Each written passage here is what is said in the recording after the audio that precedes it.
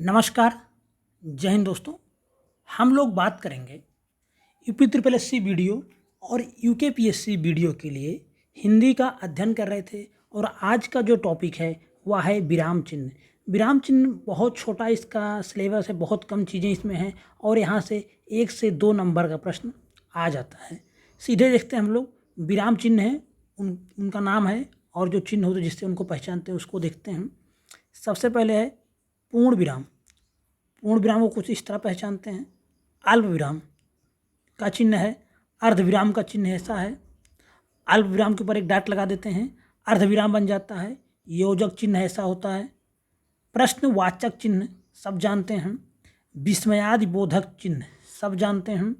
इधर विवरण चिन्ह आपने देखा होगा, बहुत जगह ऐसे डॉट डॉट लगा के ऐसे रख दिया जाता है, तो होता है विवरण चिन्ह। लोप सूचक चिन्ह आपने देखा होगा, कहीं कहीं डॉट डॉट ऐसे रहता है या फिर कहीं कहीं एक्स एक्स एक्स ऐसे लिखा रहता है, 3 क्रॉस लगा रहता है। पुनरुक्ति सूचक चिन्ह ऐसे कर देते हैं। समाप्ति सूचक चिन्ह आपने देखो किताबों में लास्ट में कुछ ऐसा बना रहता है, एक डॉट बीच में छोटा सा जीरो बना के या छोटा सा ओ बना के फिर एक डॉट।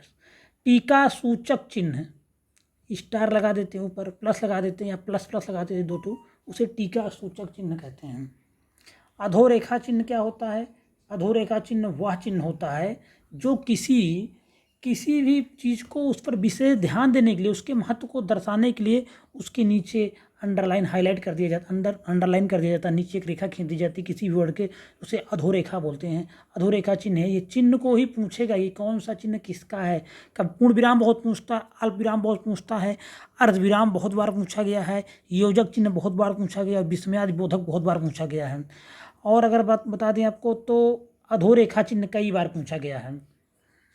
उसके बाद अवतरण या उद्धरण चिन्ह ऐसे होता है, डबल डॉट ऐसे ऐसे लगा देते हैं या फिर सिंगल में ऐसे कर देते हैं। इन दोनों को अवतरण या उद्धरण चिन्ह ही बोलते हैं। निर्देशक चिन्ह आपने देखा होगा, ऐसे बड़ा सा डैश लगा देंगे, उसे निर्देशक चिन्ह बोलते हैं। विकल्प चिन्ह होता है जिसे हम लोग ऐसे खींच देते हैं, इसका मतलब होता है यह भी सही होगा, या तो यह सही होगा तो यह सही होगा, तो विकल्प चिन्ह हो गया। संबंध चिन्ह होता है जिसे योजक चिन्ह बोलते हैं, ऐसे कर देंगे यह भी एक योजक चिन्ह हो जाएगा, और ऐसे कर देते हैं यह भी एक योजक चिन्ह ही है, तो इसे योजक चिन्ह बोलते हैं। उसके बाद कोष्टक, तो आपने जो छोटा बड़ा मझला ये सब कोष्टक होते हैं, बचपन से आप देख रहे हैं।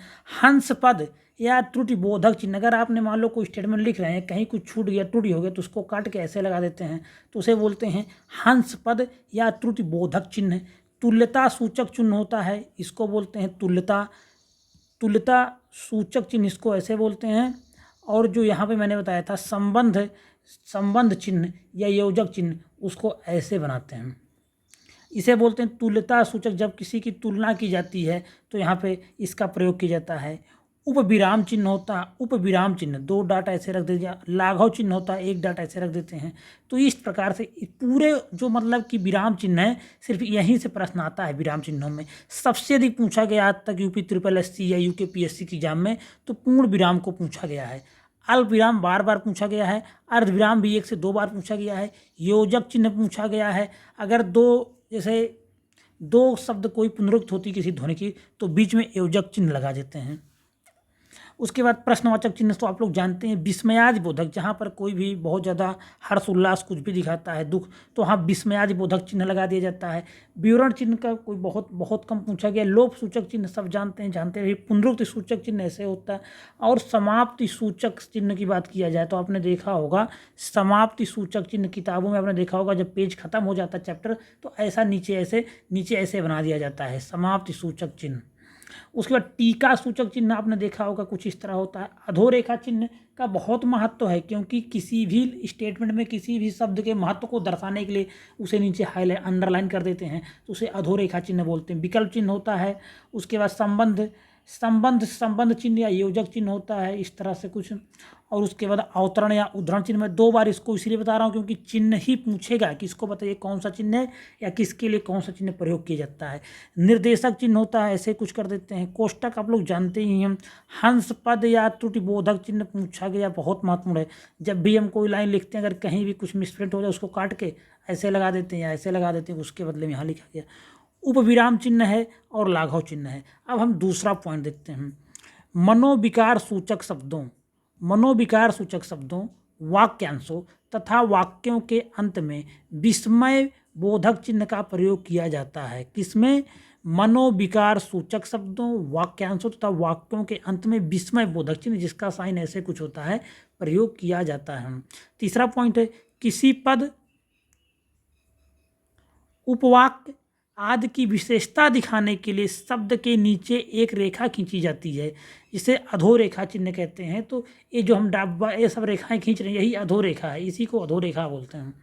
चौथा पॉइंट है, जब किसी वाक्य में किसी कथन को ज्यों का त्यों दिखाना होता है तो उसे दोहरे उद्धरण चिन्ह में इस तरह से चिन्ह लगा के लिखते हैं एवं इस कथन से ठीक पूर्व अल्प विराम का भी प्रयोग करते हैं। और इस कथन, जैसे मान लीजिए कथन लिख रहे हैं, यहाँ तक कथन लिखे, अब यहाँ पे इस तरह का प्रयोग कर देंगे। यहाँ पे ज्यों का त्यों दिखाना है तो उससे पहले जहाँ से भी इसको लगाना प्रयोग करेंगे उससे पहले अल्प विराम शब्द का प्रयोग करते हैं। तो इस तरह से बहुत छोटा टॉपिक है विराम चिन्ह, और यहाँ से प्रश्न आए हुए हैं। चाहे आप वीडियो का प्रीवियस ईयर पेपर देख लेंगे, 2018 में जो वीडियो होता वहाँ पर भी विराम से चिन्ह से एक प्रश्न आया हुआ है और सभी परीक्षाओं में आता रहता है। तो विराम चिन्ह महत्वपूर्ण है 1 से 2 प्रश्न के लिए। छोटा टॉपिक है, बहुत सिंपल है, 5 मिनट में आप कर ले जाएंगे विराम चिन्ह, और आप उसको बचपन से देखते ही आ रहे हैं कैसे विराम चिन्ह, पूर्ण विराम क्या होता, कामा क्या होता, अल्प विराम क्या, बस उसकी थोड़ा सा हिंदी शब्दावली अच्छे से समझ लेना है। हम लोग बोलते हैं किसको, जैसे अब देखिए तुल्यता सूचक हम लोग कहते हैं, बराबर का चिन्ह लगा, बचपन से कहते हैं यार हिंदी मीडियम वाले बच्चे बराबर, तो उसे तुल्यता सूचक, जहाँ तुलना होती है तुल्यता सूचक चिन्ह बोलते हैं। इसी प्रकार से हम लोग आबलिक का प्रयोग करते हैं, उसे विकल्प चिन्ह बोलते हैं, हिंदी में लिखाएगा। तो कहने का मतलब क्या हुआ, हम लोग तो चिन्हों को हमेशा से बचपन से ही देखते आ रहे हैं, बस इसको आप व्यवस्थित हिंदी भाषा के अनुरूप एक बार पढ़ लीजिए। पीडीएफ आपको मिल जाएगा, इसका @TechIAS पे पीडीएफ आपको मिल जाएगा, वहाँ से आप पीडीएफ डाउनलोड कर लीजिए। पीडीएफ आप बार बार पढ़ते रहिए, बाकी वीडियो एक बार सुन लीजिएगा, आपका काम हो जाएगा। वीडियो अगर आपको पसंद आया है और लगातार आपको UP SSSC के लिए भी स्टैटिक जी के भी शुरू करने वाला हूं, तो इन सभी के लिए, चाहे UKPSC वाले हों, चाहे UP SSSC वाले हों, चाहे अन्य किसी 1 डे एग्जाम्स वाले हों, चैनल को सब्सक्राइब जरूर कर लीजिए। वीडियो पसंद आए तो लाइक करिए। धन्यवाद।